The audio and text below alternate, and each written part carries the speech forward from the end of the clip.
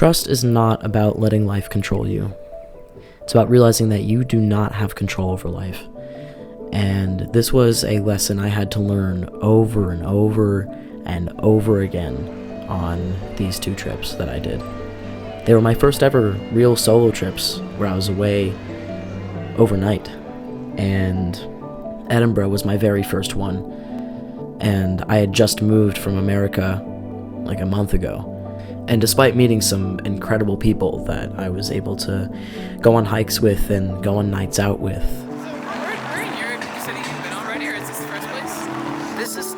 It was constantly testing my ability to deal with foreign situations and to trust that everything was going to be okay. About an hour after I landed in Dublin, the first thing I did was lose my wallet. And I was again faced with a choice that I have faced countless times at this point since moving away from America was, will I choose to suffer? Will I choose to be stressed? Because I have learned that obstacles are inevitable. Life is inevitable. But the suffering that comes with it is not. You can choose whether you want to experience that suffering or not.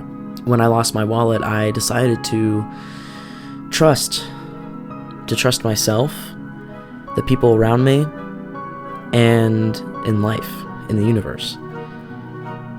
And I was astonished by how many people put all of their efforts into finding my wallet. I was just taken aback by the kindness that I experienced from myself and from these other people and from life. And right after I did that, I went 3 hours away by bus to spend a night in the middle of nowhere and go hike some mountains. And I didn't really know how I was going to get back. I mean, I knew there were buses, but turns out I didn't have a way back because I didn't have the card I needed to get on the bus.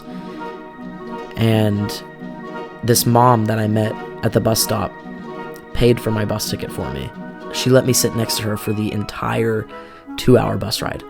And it was the first time that I had felt safe in such a foreign place. And it felt like she was sent by God or, whatever you want to call it. I realized after I got back that anxiety is the killer of the present.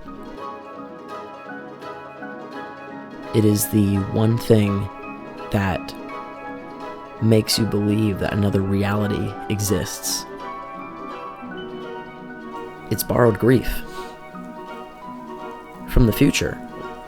You are taking grief for something that hasn't even happened, and you're making it your own. Which means that you are living in a completely separate reality from your own. And if you spend your whole life borrowing grief from the future, do you ever really live? Because emotions are temporary, but acceptance is a state of mind. And you can use it whenever you want. And if you can accept any situation, then you're going to be okay.